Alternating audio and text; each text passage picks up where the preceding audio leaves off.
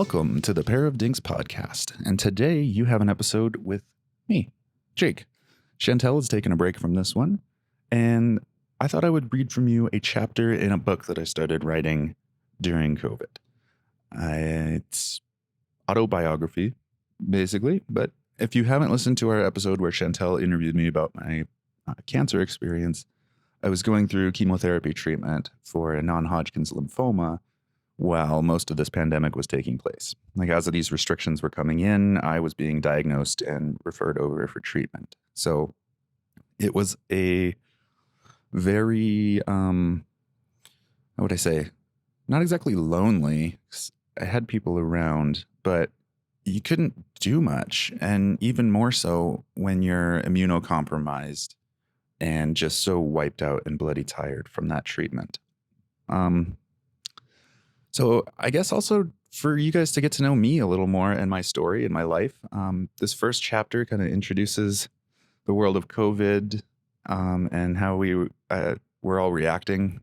And I was kind of chuckling as I reread it before recording here because it's wild how people behave in these scenarios. And I kind of have to laugh a little bit because if you can't laugh, then like that's miserable.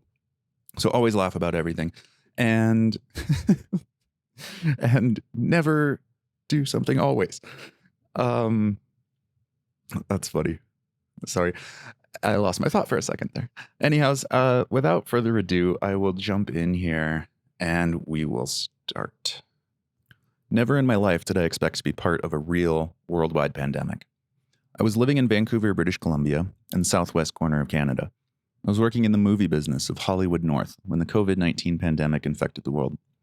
In my mind, pandemics had always been the kind of situation that movie producers invented so Brad Pitt could rush in, make us all feel good, and make everyone a few $1 million along the way. My story starts in January of 2020 when the COVID-19 virus ignited a panic in Seattle, 200 kilometers south of Vancouver, and began to quickly spread through the rest of Washington state and the rest of the continent. By mid-February, there were rumors circulating that the land border between the US and Canada could be closed for the first time in the history of our two nations. Fear and panic began to replace the jokes and laughs that people were making about the virus as it made its home here in North America. People started wearing masks anytime they left their homes, and the news began to broadcast daily death counts, along with predicted future death counts. On March 9th, BC reported its first COVID-related death. On March 12th, the government forbade gatherings of over 250 people. 5 days later, on March 17th, BC declares a public health emergency, and all bars and nightclubs are closed, and social distancing of keeping 2 meters apart is introduced to the social lexicon. Gatherings are now limited to 50 people, and schools will not reopen after their spring break. March 20th saw the rumors come true as the land border between the US and Canada was indeed closed to all non-essential travel.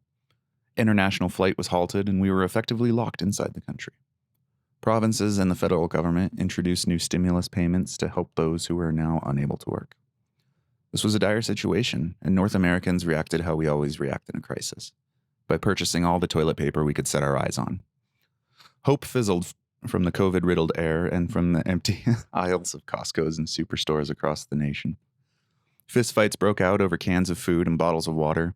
The true degenerates of society decided to film themselves antagonizing and harassing small businesses who were just trying to enforce mask mandates so they could stay open. We publicly shamed each other for following the rules or breaking rules or buying more than we think others need to survive.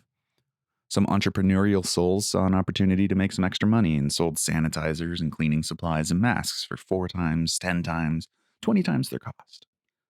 The media was a disgusting reel of human slobbery, but I was too burned out to honestly give a damn. The day the government shut down the country was the happiest day of my year, maybe even the happiest day of my 20s. Not only was there enough toilet paper in my apartment to last me an entire year, but the collective failure of my 20s had nearly destroyed me. I was overworked, underrested, and the idea of being paid to stay at home sounded absolutely splendid. Thanks to the lockdowns, it was now my civic duty to do nothing but relax and recover my health.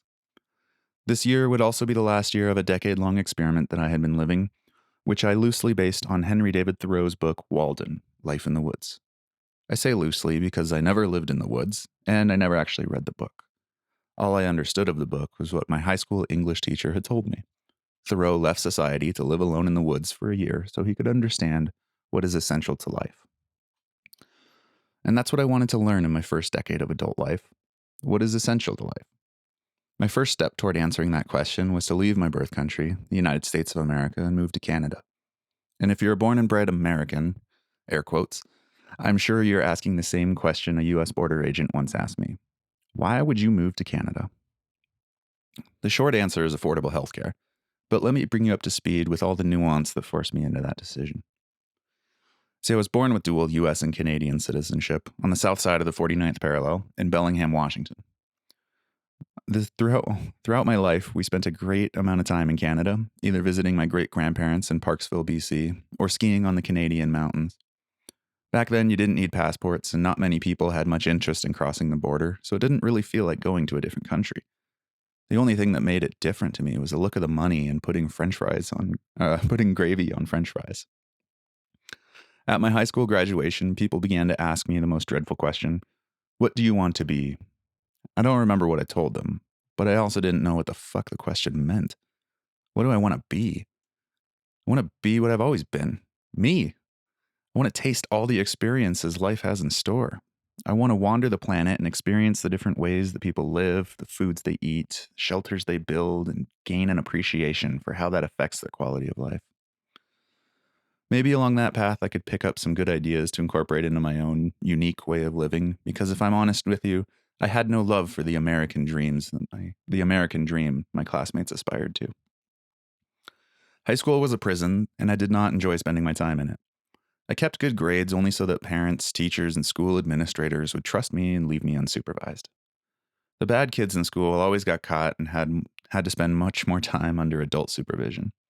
I valued my free time and autonomy far too much to give the public school system a minute more of my life than it was legally allowed to steal from me. Plus, it's really easy to memorize and regurgitate words, and that's all it took to keep a passing grade. I didn't always hate school. There was a time from grade 6 to 7 that I was happy to go to school. My father was in the Army Reserve, and after he narrowly survived the attack on the Pentagon during September 11th, he was called up to active duty, and my family moved to Virginia. I know I glossed over something major there, but there will be more on those events later. For now, just know that our move to Virginia was a big move for my family and I. My brother and I were pulled out of a tiny farming community we lived in just outside of Bellingham and were transplanted to the whirling metropolis of Washington fucking D.C., the capital of the country. It was an electrifying experience to live in the capital, and I felt my mind being expanded so it could be filled with all the great wonders of the world. The local news was somehow the national news, and because it's the capital, there are many people from the other countries coming and going all the time. My brief encounters with people from around the world planted a deep desire in my soul to visit these other places, to listen to other languages, to sweat or freeze in different time zones, to consume what grows in other climates, and bask in different rhythms of music. In these encounters with new cultural practices, I learned more about myself as I learned about the other ways of life. I began to wonder why I did things a certain way.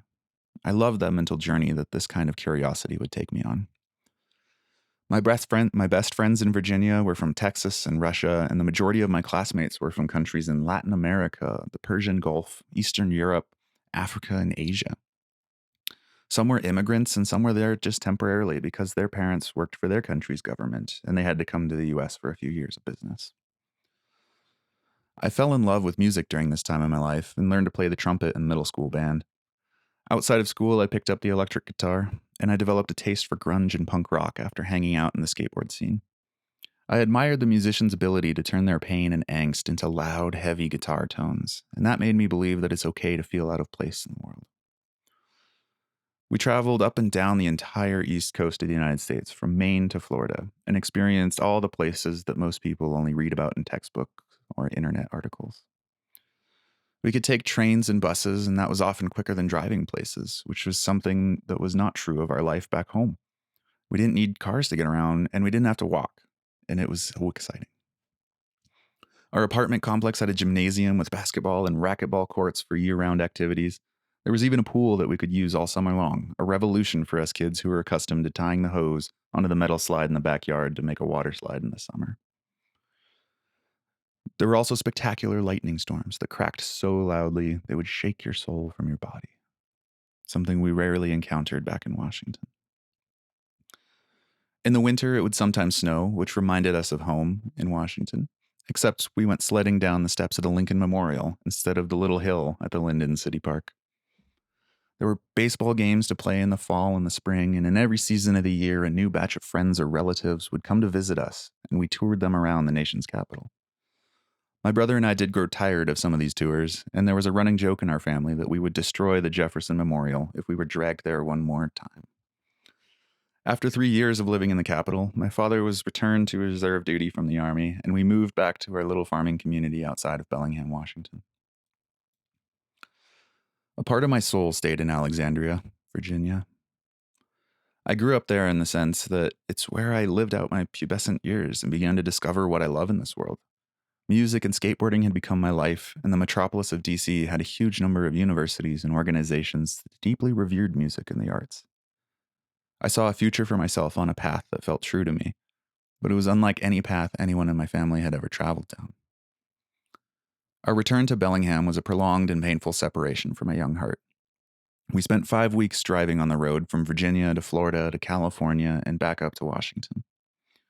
I spent most of this trip in the far back row of our Suburban, listening to my CDs and playing along with the songs that I knew. That journey helped soothe my pain.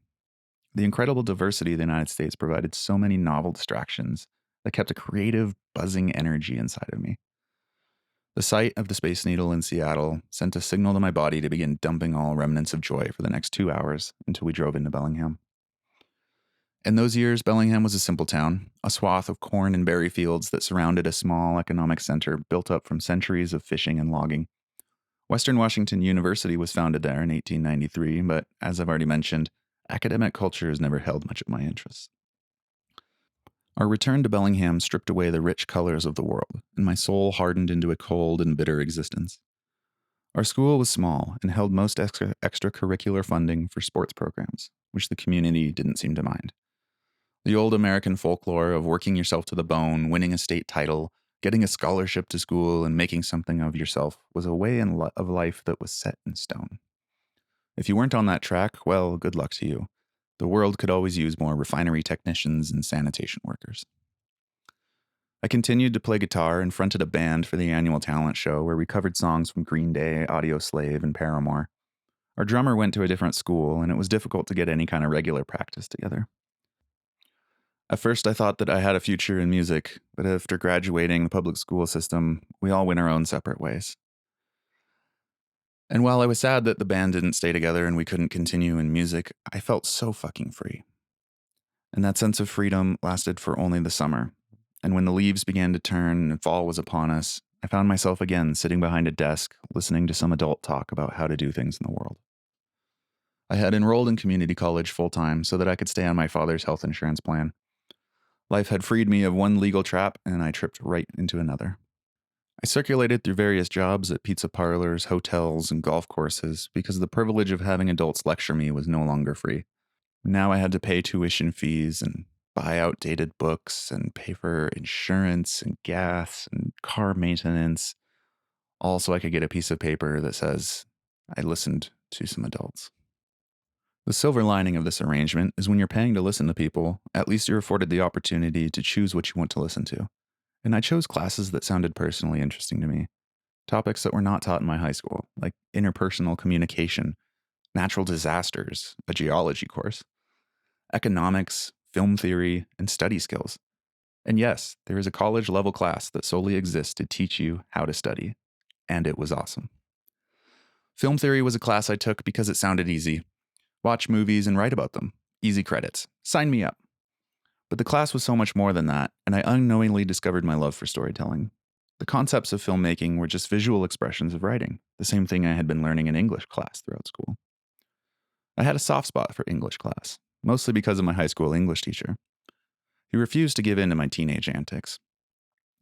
I had found the required reading of the state curriculum to be painfully boring, and I flat out refused to read them.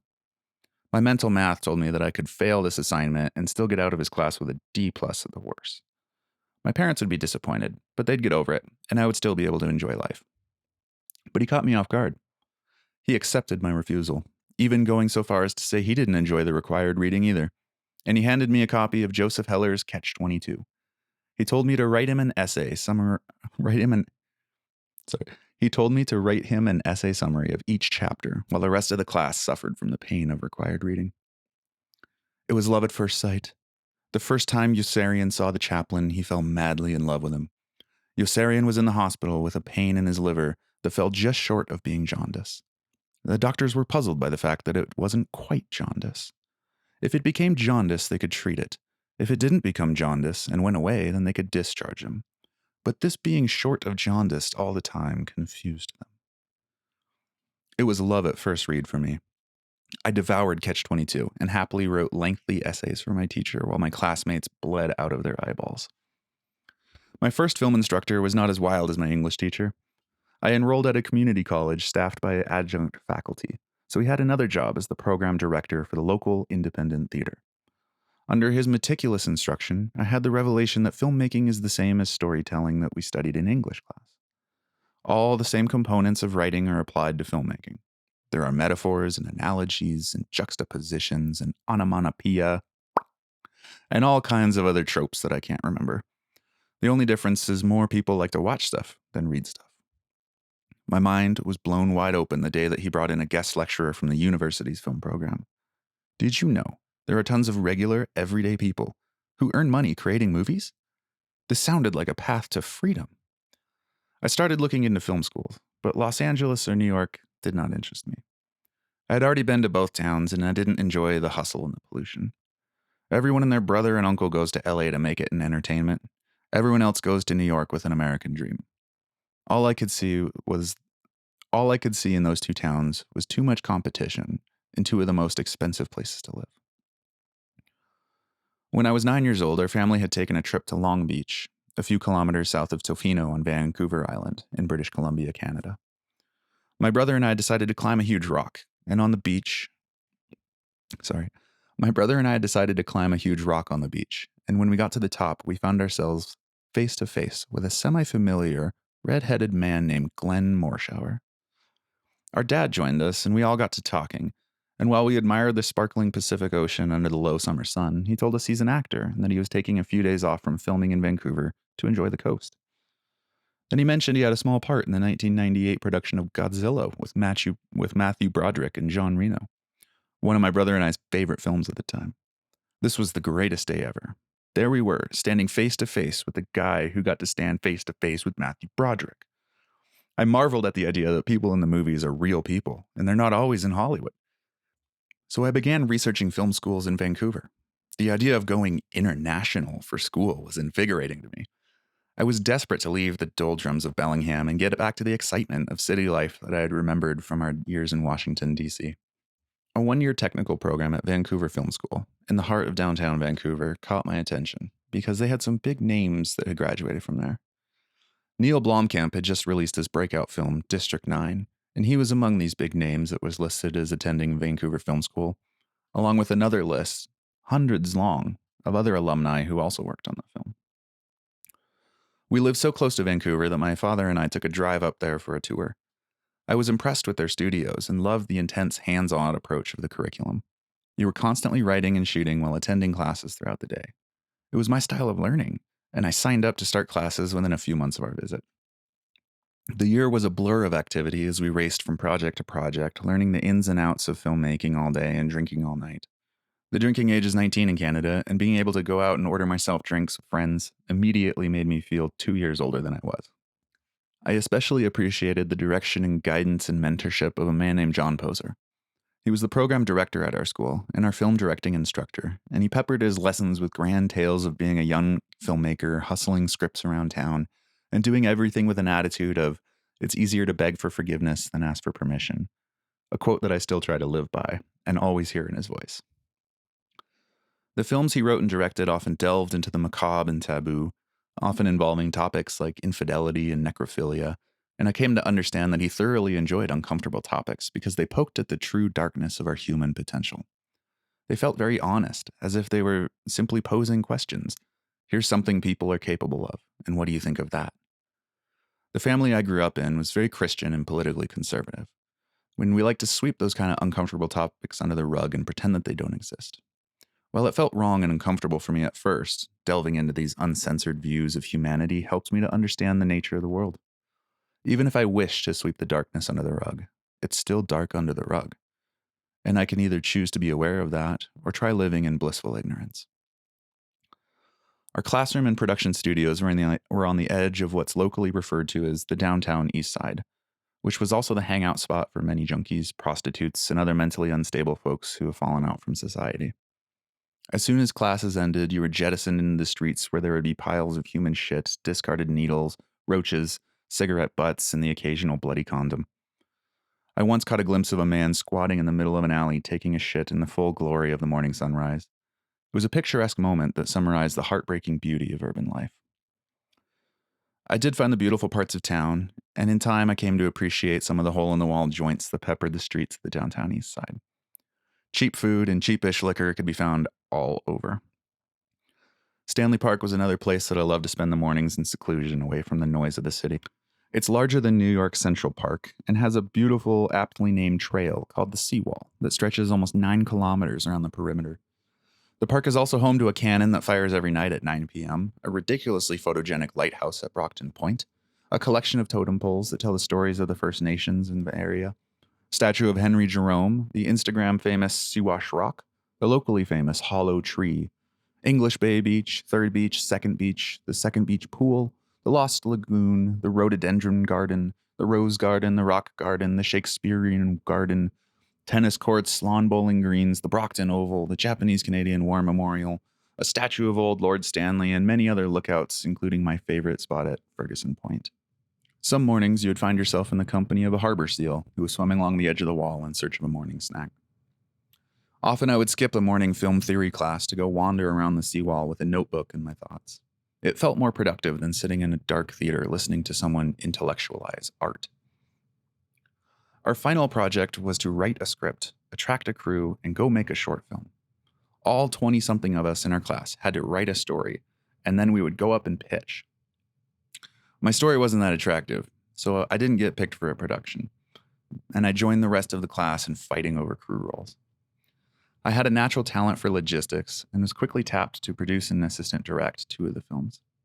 The assistant director is responsible for organizing a shooting schedule and communicating who needs to be where and what they'll be doing and when they'll get there. It's a tough role that requires you to take in and organize a lot of information, but I love the challenge and I enjoyed keeping the momentum of a production moving forward. My US temperament would flare up during the grueling hours of productions, sometimes in ridiculous ways, like arguing with the cinematographer about not buying more bottled water. Sometimes in helpful ways, like shutting the day down after 14 hours of filming so we can get enough sleep for the next day. In hindsight, I was clearly wrong about the water issue, but I still feel justified about sticking up for a good night's rest on a volunteer project. After graduation, I was eager to get up and get out in the world of production and get working on more projects. However, fate can be a cruel mistress. Ontario announced a new tax incentive for film productions around the same time that I graduated from the film school. With no work in sight, rent looming, and the cost of living always increasing, I was forced to move back to my parents' basement outside of Bellingham. The town of Bellingham proudly proclaims itself as the city of subdued excitement, which roughly translates to no fucking excitement. The phrase is a half-hearted attempt to rally a depressed citizenry who lived with severe seasonal defective disorder because they exist under a damp wool blanket of clouds that gently spits on them for 85% of the year. The excitement comes for the 3 golden months in the summer when the Pacific Northwest is the absolute definition of heaven on earth. Then the days grow shorter, the leaves die and clog the sewers, and it's back to another 9 months of subdued waiting. I desperately needed to get out of there. A message arrived that broke my depression. One of the final project films that I helped to produce and assistant direct was accepted into the short film corner at the 65th Cannes Film Festival. I was overjoyed and furiously got to work scraping together money to attend. The Cannes Film Festival is one of the most prestigious festivals in the world of filmmaking, and to be going there straight out of film school felt like a dream. The festival is held every spring in the small town of Cannes, along the French Riviera of the Mediterranean Sea, and it attracts some of the most well-known names in entertainment. To be accepted into the short film corner is to be in the top 10% of films submitted to the festival from around the world, and that felt very special. To raise awareness and raise funds for the trip, I sent a blurb to our local newspaper, the Bellingham Herald, and to my shock, they put a picture of me and my story on the front page. It did little to raise funds, but it did feel really cool to see yourself on the front page of your hometown newspaper. The Cannes experience marked my first experience in the European continent. I was definitely more excited about the travel than I was about the festival. While Canada was technically international travel, everyone spoke English and drove the same cars and called their money dollars, so it never really felt like going to another country. Hearing and reading French, seeing different kinds of cars along the road, walking cobblestone streets, paying with euros, and floating on the Mediterranean was a truly international travel experience. We didn't know what the hell we were doing at the festival, though. We had no other projects to pitch at the market, zero confidence in our promotion abilities, and spent most of the time spotting movie stars, watching films, and finding cheap drinks. Momentum seemed to have shifted, however. My first big break came a few months after returning from Cannes. One of my classmates called and invited me to assist him in the props department on an independent film shooting in Victoria on Vancouver Island. The film was called Poker Night, and it had some big names in it, such as Ron Perlman, Giancarlo Esposito, Beau Merchoff, Titus Welliver, Halston Sage, and the local Vancouver legend, Lachlan Monroe. Working with such notable talent led us to more props gigs, and we worked together on many Hallmark films and music videos for a year until we landed a huge opportunity, propping a CBC primetime series called Strange Empire. It was a big step up in pay as we moved up from $200 for 14-hour days to an hourly union position with overtime, meal penalties, and higher professional standards from all cast and crew. However, our inexperience showed up on the first day of filming as the director publicly berated us for showing up without aging the props to fit in with the dusty old world of the West in the 1860s. The production manager was brought in to personally reprimand us for our mistakes, and things never quite improved. We started off behind, and catching up would be next to impossible. Halfway through a season, a more experienced and trusted prop master was brought in to lead our department. He was kind enough to keep us as his crew, and he trained us on the correct ways that a prop department should be run. We finished the season of filming in good graces with the producers and actors, and I spent the rest of the year working with this prop master. We did some other independent films, including a CBC film about the Robert Pickton murders, a Yakuza busting action film about human trafficking with Tony Sienna and Armand Assante, and another Hallmark film directed by the great Peter DeLuise that starred Lacey Chabert. We parted ways after he became the prop master for the hit TV show The 100. The show filmed a lot in the mountains of North Vancouver, outdoors, in the rain, and really depressing weather, dirty days of work. The idea of driving an hour into the mountains, stomping through mud and cleaning off muddy props for 14 hours and then driving home for another 6 months was not an experience I wanted to be a part of. At this time, another opportunity had come knocking, and I decided to throw all my chips in it. A family friend of ours was related to Daryl Hall from the famous Hall & Oates, and word had come down that he was looking for a new personal assistant / guitar tech. His previous assistant was leaving, and since I was in entertainment and knew my way around a guitar, my name was thrown into the hat for an interview. I had a Zoom meeting with Daryl, his assistant, and his manager, and it seemed to go really well. Daryl was based in the New York area, and my friend Mike was moving from Florida back to New York City, and we already had plans to drive his car up the coast. I was so confident that I would get the job that instead of just packing for a road trip, I packed up my apartment, staged all my things in my parents' garage, and I headed out to New York for the final in-person interview. Before we got to New York, though, we had to complete the road trip, which became a mild dumpster fire. When we arrived in Florida, we discovered the air conditioning in the car was not functioning, and there was no time or money to get it fixed. We survived by rolling down windows and soaking towels in styrofoam coolers filled with ice. In Norfolk, Virginia, the car finally died on us. We were staying at a friend's apartment, and they were kind enough to let us leave the vehicle and deal with it later. From there, we took a train to another friend's place in Washington, D.C., and finished our journey on a bus ride to Madison Square Garden. Mike didn't have a place for me to stay in New York, and I found an Airbnb where I could rent a bunk bed for $700 a week in Bushwick, near the area of Brooklyn that the notorious B.I.G. was raised. I sent a note to Daryl's manager and waited to hear back. After 2 weeks of burning through cash and booze in New York City, I never heard from anyone on Daryl's team. I did hear from my friend Brian. We had been shooting wedding films together in between my props projects for the past few years, and he was in Mazatlan, Mexico, with his wife Andy, to teach a filmmaking course for 2 weeks. When I told him things weren't working out so well in New York, he invited me to come and teach with them. The very next morning, I was on a flight from JFK Airport to Cancun, and from there, I hopped a connector flight to Mexico City, and then finally landing in Mazatlan after a full day of airport hopping and flying. They welcomed me with an inaugural trip to El Changuito Feliz, the Happy Monkey juice shop, and we explored all of the great tacos, beaches, and wonderful little coconut stands that existed. It was a welcome break from the New York hustle and the sleepless life of Vancouver filmmaking. Brian's wife, Andy, is a teacher, and she helped Brian and I craft our tangled mess of knowledge into bite sized courses that could be easily delivered in English and Spanish through the help of a translator. YWAM, the organization we were teaching for, provided our sleeping quarters, breakfast, coffee, and light dinners in exchange for our lessons, which I greatly appreciated after an expensive 2 weeks in New York. Brian and Andy showed me the best of Mazatlan. They had been teaching there for a couple of years now and had a few favorite spots around town for tacos, photos, swimming, and cultural immersion. Brian spoke fairly fluent Spanish thanks to his years of living in central Mexico during his youth and traveling South America. I had a basic understanding of Spanish thanks to my Spanish-speaking friends in Vancouver and some time on Rosetta Stone. But with each day in Mazatlan, my Spanish got a little stronger. At this time, I had no home to return to, no job waiting to start, and a few $1,000s stashed away in my bank account. I asked the YWAM folks if I could stay a little while longer after Brian and Andy returned home. They agreed, and I spent a whole month of July exploring Mazatlan, getting to know people, and helping with some filmmaking for the base. The city refilled my spirits with an enthusiasm for life, and reawakened me to the beautiful wonders of the world. I found a new favorite ritual, walking the Malecon in the morning sunrise. I would watch the fishermen clean their hauls before stopping into Caguamanta Doña Mari next to the fish market for a breakfast of swordfish tacos and fresh squeezed orange juice. It felt like heaven on earth to live in that routine. Reality came crashing down, and I ended my month-long love affair with Mexico. I flew back to Bellingham and humbly asked my parents if I could return to living in their basement while I figured things out. I felt embarrassed by the whole escapade, and my pride prevented me from wanting to return to the props world that I had so hastily exited a few months earlier. My career had felt like a series of failures up until then. I felt I had failed at Cannes, failed at props, failed to get the job with Daryl Hall, and I was right back in the last place I ever wanted to be, in my parents' basement in Bellingham.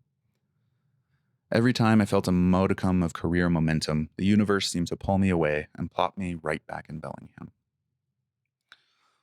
Brian and Andy had also moved back to Bellingham, so Brian and I decided to go all in on an idea that we hatched on the beaches of Mazatlan. We're going to start a commercial film production company and become independent filmmakers. Our company, Finestrino Film, was born that summer, and we hastily tried to figure out what the hell it means to work for yourself. I rented us a desk at a co-working space downtown, and we started pitching companies. We got a little traction, and the owner of the space got us a meeting with the Wacom Business Alliance to produce a series of films for their annual awards gala. We also got to know some other filmmakers and photographers in town, and while the work never paid very much or held much personal interest, there were ideas flowing, and there was energy of trying something new. We had fun setting up a website and cutting reels and filling the whiteboards with overly complex story-driven videos that we could produce and pitch. But we had no guiding business plan or direction for the company. I wanted to make original content like what I was doing in Vancouver, but I had no experience producing it. This translated to very little patience for the hard work of building a video service business, and this began to form cracks in the business. The reality of setting up a small business in the United States added to this overwhelming sensation. A complex web of licensing, reporting, permitting, taxing, and insuring made me sick to my stomach. We would also need personal health insurance since there was no nationalized public health system in the United States, and I was outraged when I discovered that a affordable plan for self-employed individuals started at $800 a month. I went on to read the fine print and discovered that there were still steep copays and lots of does not cover language in the policy, which is designed to help the insurance company retain as much of that monthly premium as possible. I began to feel the weight of the company resting on my shoulders. Bellingham began to feel sad and heavy. I started to lose interest in Finestrino and lost faith in the United States as a country that I could build a life in. But for every moment that life threw me back into Bellingham, it also sprung me back out. I got a call from people in Vancouver that there was a props team on a show called Second Chance that were looking for a reliable day call to come help out. It was a big union show, meaning everyone had to be members of the biggest union in town, which is the International Alliance of Theatrical Stage Employees, or IATSE for short. I had already earned my permittee status, and this felt like the opportunity I needed to break into the business and start making thousands of dollars a week. I took the job and started commuting from Bellingham to the sound stages of Lower BC. Brian got a job working for a local software company that had an in-house video team, and neither of us had much time to work on Finestrino anymore. The Fox show got canceled, but I did find my way onto a Disney kids show called Mech X4. Near the end of that show, the prop master asked me to join him on a show called Riverdale, which was going to be a dark teen drama based off of the Archie comics. I had some hesitations about the show. It sounded like a lot of sleepless nights and some very boring propping, to be honest, but it was also 4 months of work, making around $2,500 a week. The show would start filming in September 2015, and my 26th birthday was approaching that February. This birthday was significant because I would no longer be able to stay on my parents' health insurance. After I turned 26, they kick you off, and staying in the US as an uninsured citizen is an expensive gamble. I signed up to work on Riverdale, and then quickly found an apartment in downtown Langley, British Columbia, just outside of Vancouver. The show started off being good fun. The studio was a 15-minute drive from my apartment, and as I started to deposit the checks in my bank, I started to feel a little less worried about my future. In the final months of filming season 1, things started to change. The first episode premiered, and the show and all the cast became instantly famous. Crowds began to form around the entrance to the studio or at the locations we were filming at. The cast began to show up late and began to argue about creative decisions on what they should or shouldn't be doing. I began to hate the show, and it affected my attitude. One day, the prop master confronted me about my attitude and performance. He said I had 2 options, that he could fire me and I'd be done that day, or I could clean up my attitude for another 2 weeks, finish 1 more episode, and he would find a replacement for the next season. I really wanted to be fired and done, but I saw the stress in his eyes and thought about the extra money, and I agreed to stay on for 1 last episode. Riverdale almost killed my props career on the spot. I was so repulsed by the experience that quitting props and returning to my parents' basement was suddenly more appealing than looking for another props gig. As soon as I finished my last minutes of responsibility on Riverdale, I drove down to my parents' place, and my dad and I hopped in a car to drive across the country. My brother had purchased a Volkswagen Jetta when he was home for Christmas, and we were delivering the car to him in North Carolina. It was a long 5-day drive across the entire continent, and we seemed to time it perfectly with a snowstorm that was coming through. For the entire duration of our journey, we never really experienced positive temperatures, and rarely did we find a road that didn't have a risk of ice or snow around it. After some time in North Carolina visiting my brother, we headed up to New York so I could meet up with Mike again. We had a plan to do a little bit of filming, and then I was going to return back to Vancouver. The rent was due right when I got back, and there were still another 6 months left on my lease. With no idea what to do, and noticing that I had spent more than I had saved from my Riverdale earnings, I needed to figure out something to do to cover the rest of the lease. Props departments are usually a small, full-time team of 3 to 5 people, with only 2 on set for most of the shoot. These full-time roles can be tough to get. There are less than 24 prop masters working in all of Vancouver, and they don't much like hiring new people. There's a lot of loyalty, trust, and shorthand communication that's relied upon to complete a show, and getting the new guy up to speed takes extra time that nobody seems to have. And for a prop master, keeping people employed often means keeping a team together so everyone can keep working. However, almost all of the departments have a handful of day calls built into their labor budget. It's a breakneck task for 2 people on set to reliably manage busy scenes with weapons, food service, or second unit shoots that are always scheduled last minute. When this happens, they hire a day call to come in for a busy day and just help out. I figured out that if I could work 12 days a month as a day call, I could make enough money to pay the bills and still live comfortably. Slowly, the work started to roll in, and after networking my way around town, I discovered that a reliable, experienced day call was a very in-demand role in the Vancouver film scene. I never knew when I would be working, but each month I always seemed to find 12 or more days of work with relative ease. I got to work with all the legendary prop teams in town on some of the biggest productions that we're filming, like Supergirl, Altered Carbon, Deadpool 2, Noelle, The Magicians, and Game Over Man, to name a few. Work took me all over the mainland, from the frozen streets of Hope to the mountains of Whistler, the sandy beaches of Kitsilano to the top of the Sea to Sky gondola. Brian and I continued to collaborate on freelance projects through Finestrino from time to time. His work had a generous vacation policy, so he could take time off to do other projects, and I could freely decide when I wanted to work.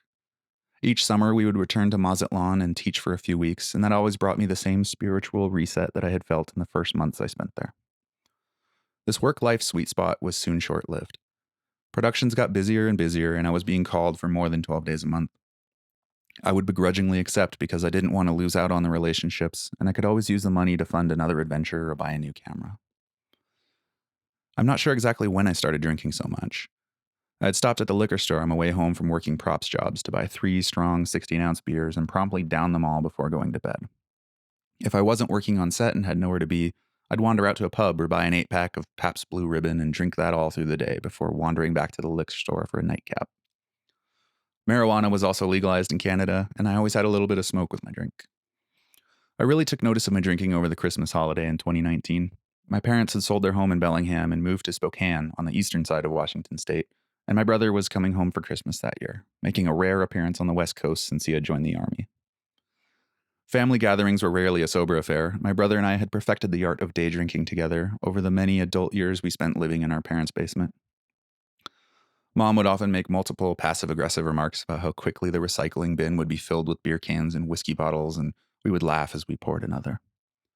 My self-control was slipping, and an acute pain at the back of my neck, between my shoulder blades, was gradually getting worse. I attributed this pain to the stress of work since it had become a force that was relentless.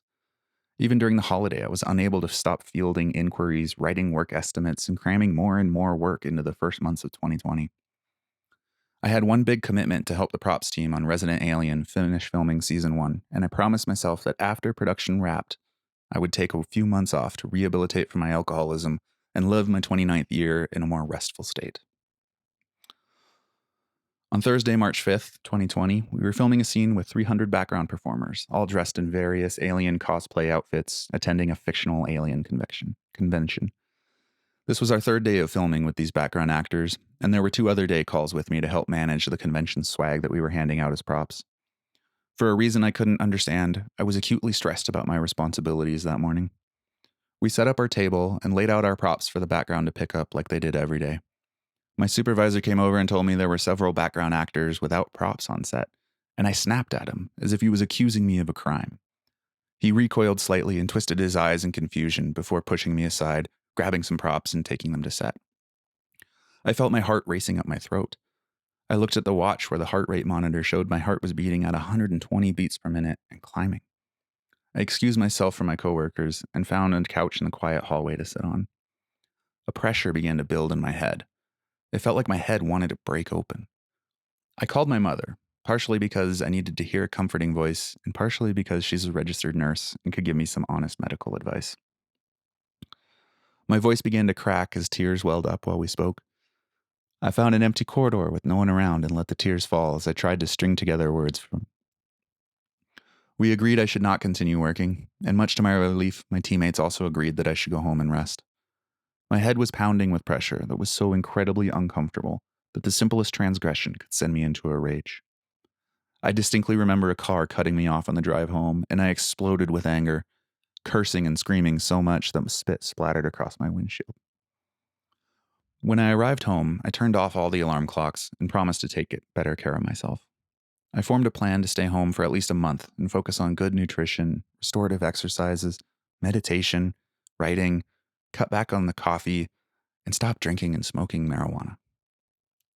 Running had always been a love-hate relationship, but I didn't have a gym membership, and I managed to start running 3 to 5 kilometers every day.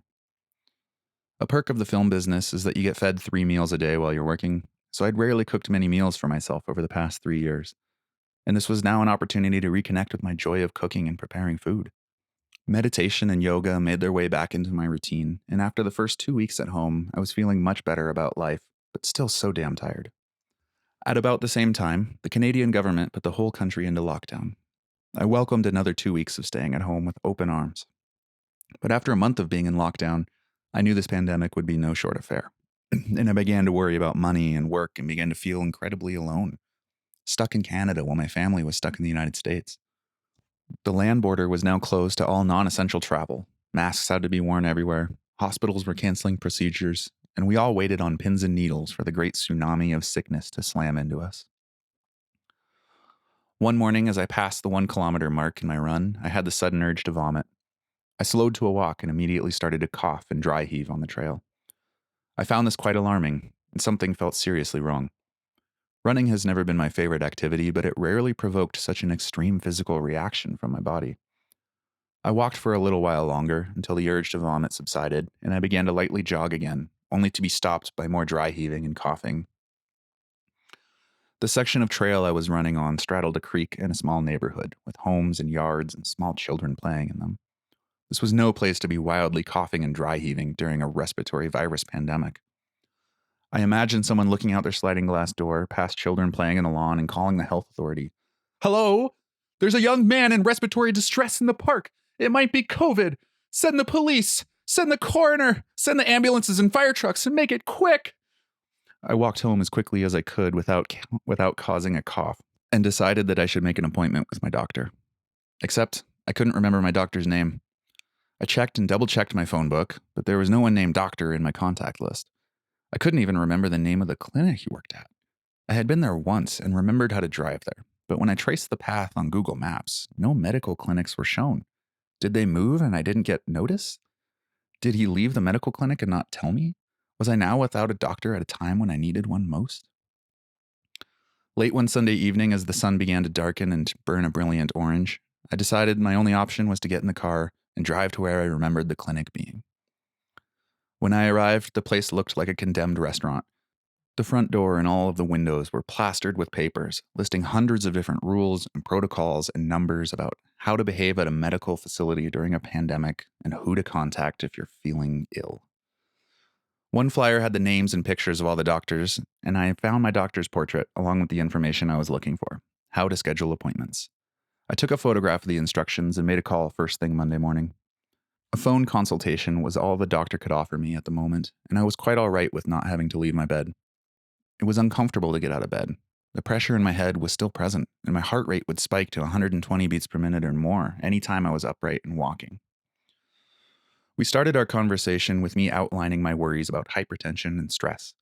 My resting heart rate was never dropping below 80 beats per minute, even during sleep, which was unusually high for my body, and my blood pressure was consistently in zone 2 hypertension, according to my home blood pressure monitor. He asked a few other questions that seemed of nominal importance, and he sent me to the lab for a blood test, a urine test, an ECG, and a chest x-ray. The afternoon of April 7 was particularly beautiful, and it felt like the first proper day of spring weather. The sky was clear and temperatures were hanging around 15 degrees, and I decided it was the perfect day to walk from my apartment to the lab, about 1 kilometer east. The roads were bare and the sidewalks were empty. People were truly and deeply afraid of going out. It was a strange sight to see such an empty downtown during the spring in southern British Columbia. It's normally the time of year when we come out of hibernation, shed our winter coats, and blind the community with our bare winter skin as we gather in public patio squares to drink iced coffees until the appropriate time to switch to patio cocktails. When I arrived at the lab, you would have thought that I sprinted there.